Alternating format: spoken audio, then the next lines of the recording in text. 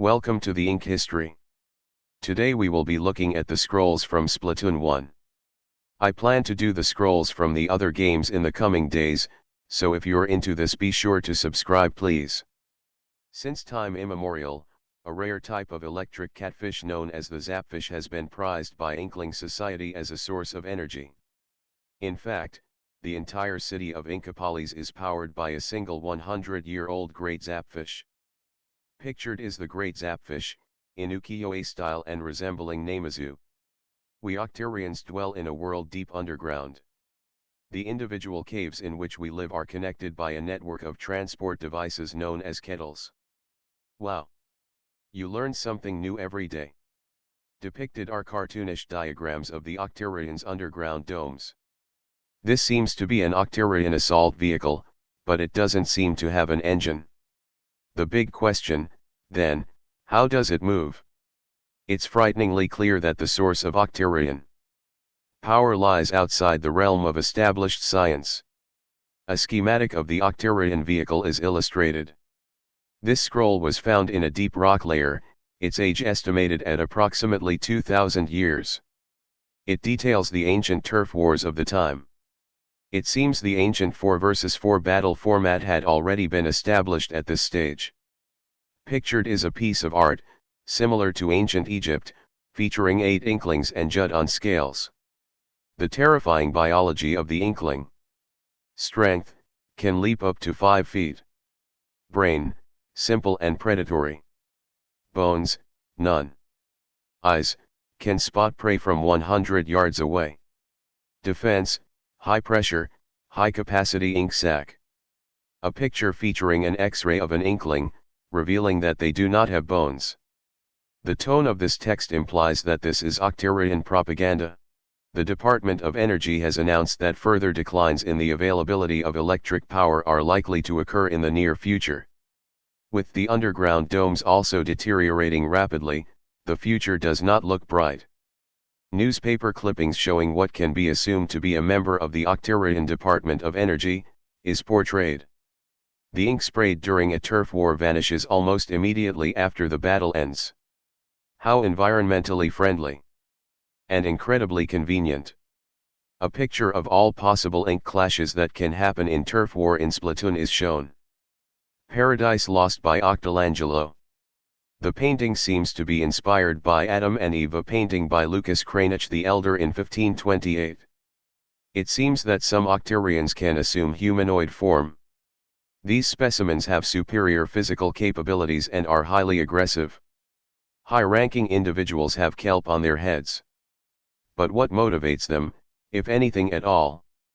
Shown is papers and pictures of octolings and elite octolings.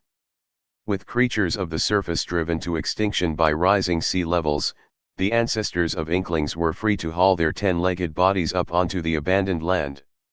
This is how the mollusk era began. The image is a parody of the painting known as March of Progress by Rudolf Zallinger. Twice a year, the Inkopolis collection fashion show captures the hearts, minds, and wallets of the city's youth. Is there no room in these creatures' minds for anything but battle and fashion? Fashion magazine covers, featuring jellyfish in various fashionable wear, are depicted. The first battles of the Great War ended in victory for the Octarian forces. The diligent Octarians easily dominated the inklings, who were unable to wake up early enough in the morning to defend themselves. Pictured is a Gyotaku ink rubbing of a beaten squid. Heralded by loud explosions, the great Octaweapons quickly stormed the inklings' central stronghold. Victory for the Octarians seemed all but certain, but due to a plug being carelessly pulled from its socket, their hopes were dashed. The image is a parody of the infamous picture of the Loch Ness Monster, also known as Nessie.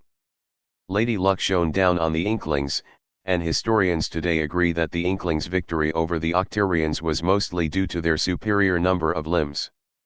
Depicted is a group of inklings celebrating their victory over the Octarians with Judd, most likely inspired by Liberty Leading the People, a painting by Eugene Delacroix in 1830. This is the only existing photograph of the legendary Squidbeak Splatoon. The young man folding his arms appears to be the leader. When the picture was taken, the Great Turf War had been raging on for over a year. Pictured is a platoon of Inklings, as well as Amices Schellendorf and Judd, led by a younger Captain Cuttlefish. Before the Great Turf War, there were amicable relations between the Inklings and the Octarians. They couldn't have dreamed that rising sea levels would force them to battle fiercely over the remaining territory. The image appears to be a parody picture of Prime Minister Winston Churchill and President Franklin Roosevelt, but with DJ Octavio and Captain Cuttlefish. This could reveal that DJ Octavio is or was an octoling, as he is shown here with a humanoid form. These two cousins from Calamari County won Inkopolis' first annual youth folk singing contest. Their remarkable voices earned them a standing ovation from all present and catapulted them into the spotlight. A picture of a young Callie and Marie, wearing kimonos and holding a trophy and a certificate. It's Black Friday every day at the Booyah Base Ultra Mega Hyper Sale. Every deal's a doorbuster. If you want to be the freshest squid in Inkopolis, you cannot miss this incredible shopportunity. Various pieces of gear are represented, from Booyah Base, as well as the splatter shot, carbon roller, stealth goggles, and classic squiffer. Somewhat interesting, the top shirt has never been released and is referred to as the shirt's ravaganza in Splatoon's files. Is the big fluffy one providing shelter for the little fishy one, or is the little fishy one manipulating the big fluffy one? We may never know. A picture of a sea anemone with a pair of clownfish, most likely a reference to Annie and Mo. Squid Squad's new album, Fresh Kids, takes their trademark squidcurry sound to a whole new level. Critics call it an oral buffet of squidiosyncratic psychedelicacy. The perfect theme for any turf war. On sale now. A picture of the 4 members of the band Squid Squad, as well as a few concert buttons. What is this? It looks like the proprietor of that shoe shop. Could there have been an ancient creature that consumed prawns as food? A terrifying thought indeed, an image of fried prawns with a how-to cooking guide. Most likely a reference to Krusty Sean. From the depths of the sea we emerged long ago, seeking the light of the surface. In search of still greater lights, we now send this message into outer space, sealed in a disk. Perhaps one day, we will encounter other intelligent life, image of a parody of the Voyager Golden Record. From the depth, the customary chorus of Calamari County. Nowadays, this song and dance may as well be carved into the very DNA of all Inklings. It began as a way to celebrate and show respect for the bounty of the sea. A note sheet is shown, for the chorus of Calamari County is written into this scroll, which was later covered by the Squid Sisters as the Calamari Incantation, sung during the final phase of the battle against DJ Octavio in Enter the Octobot King. Why are we here? For what purpose do we exist? We must not dwell on these questions. We can merely trust in the will of the universe and spend our days and nights in harmony with the world, celebrating this festival called life.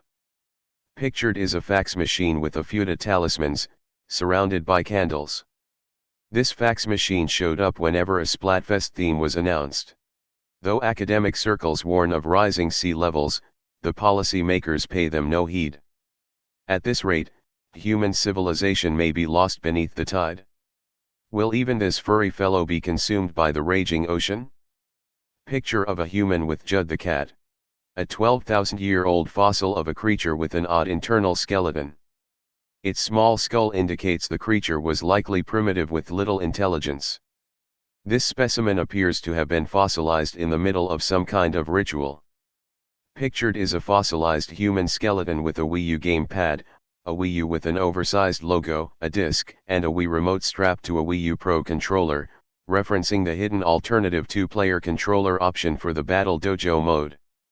A 12,000-year-old fossil of a creature with an odd internal skeleton. Its small skull indicates the creature was likely primitive with little intelligence. This specimen appears to have been fossilized in the middle of some kind of ritual. Pictured is oh, my beloved Judd. It seems the day has finally come. This capsule is designed to remain cryogenically sealed for 10,000 years. Goodbye, my perfect little kitty cat. May your meows echo through the ages. A picture of Judd being sealed inside of a cryogenic capsule. Oh, that's all for now. Which scroll lore did you like best? How about which one was your favorite Pikachu? I think scroll 14 had some of the more interesting lore, but 25 is also cool. I mean, how the heck is Judd still alive after all this time? If I had to pick one for best picture, it would be scroll 10. But hey, these are just my thoughts. Comment and let me know yours. And if you liked it, maybe give me one of those too. Until next time, this is the Ink History.